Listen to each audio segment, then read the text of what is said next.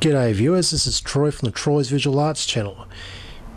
Today you are looking at me through the eye of a vintage 1974 Sony AVC-3250CE vidicon tube black and white camera. These cameras were specially made for lower budget productions and were commonly found in high schools, colleges and industries. These cameras were often connected to a portable half-inch reel-to-reel black and white video recorder to record any events that get shot on it. Common applications for these cameras were to shoot school sporting events, lectures, drama classes. It's amazing what kind of events get shot off these cameras.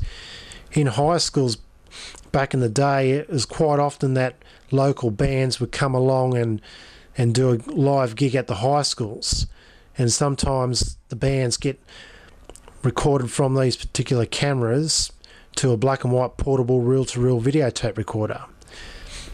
For example, in 1976 AC/DC performed at a high school somewhere in Victoria, and the whole concert was recorded from a black and white vidicon tube camera, which is probably likely a Sony, to a black and white reel-to-reel videotape recorder, and recently that footage has been uncovered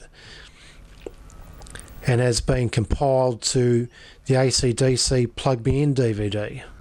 This camera uses a 2/3" black and white vidicon tube, and generally with vidicon tubes they produce quite nice pictures with a good amount of light, but of course at the same time you get a fair bit of lag. As I'm shaking my head from side to side, you see a bit of lagging happening.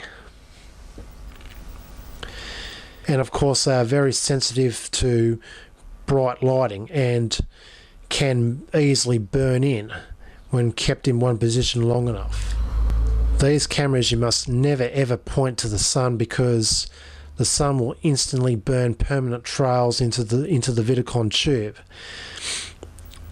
I did this a few years ago with one of my other cameras, the Sony AVC-3250CE, and I had the camera iris wide open.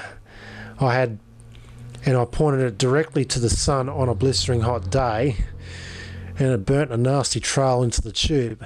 I recorded this sunburn trail onto videotape, and I've placed it up on YouTube for everybody to see. And I'm going to actually cue right to that video clip right now for you to see the disastrous effects of pointing one of these cameras to the sun.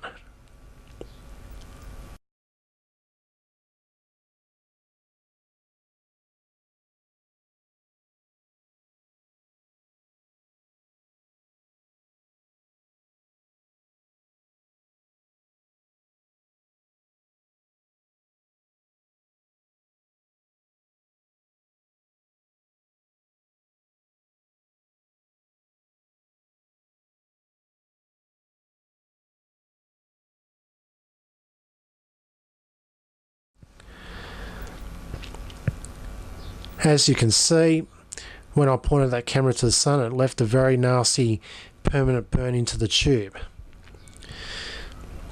Back then I was pretty naive and did not know the sensitivity of those type of camera tubes. So it all goes down to learning experience. Anyways, as you can see from this camera, it produces quite a very nice sharp black and white image. Apart from the effects of lagging, as you can see when I point my head from side to side, the picture is quite good. I have to mention too that these cameras are vision only, and the audio has to come from a separate source. So what I did was I got my Sony camcorder, hooked this microphone into the microphone in jack into the camcorder, and have the audio outputted from the camcorder to the DVD recorder. So that's where the audio comes from. It would have been good, however, if the camera did also have a microphone, so you can just point, shoot and record both vision and sound. But it's pretty much set up like a studio camera, in which even the professional studio cameras, the camera head itself only records the vision, and the audio comes separately from the boom mics. Anyways, I'm now going to pan the camera around and shoot some stuff in the garage and also out of the window.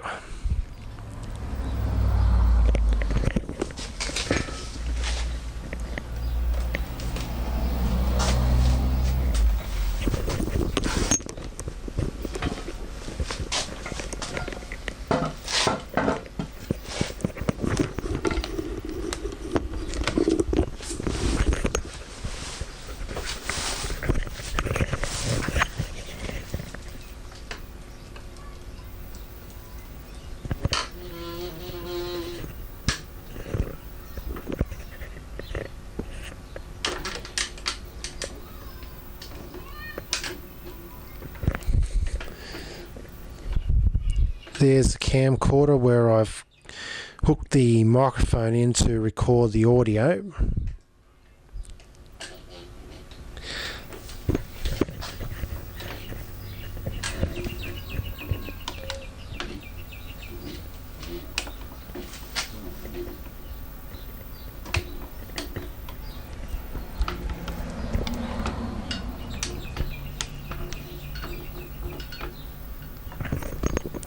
Got some nice visual feedback effects there, pointing the camera to the TV set.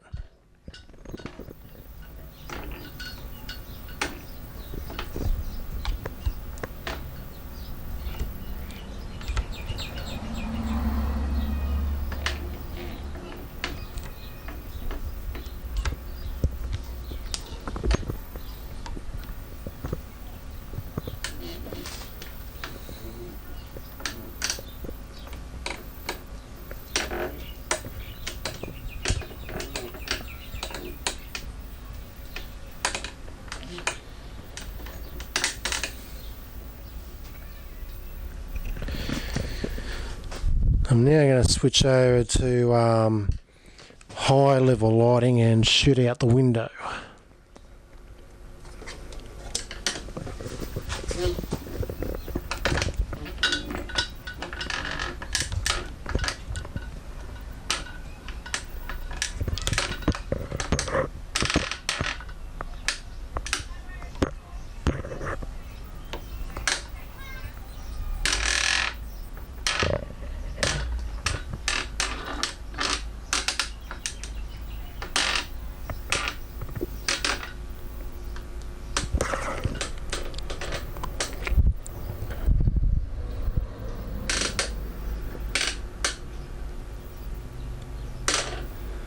I'm really impressed with the sharp quality images that come from this camera. They pretty much look up there with studio grade image orthicon cameras used back in the 1960s and 70s.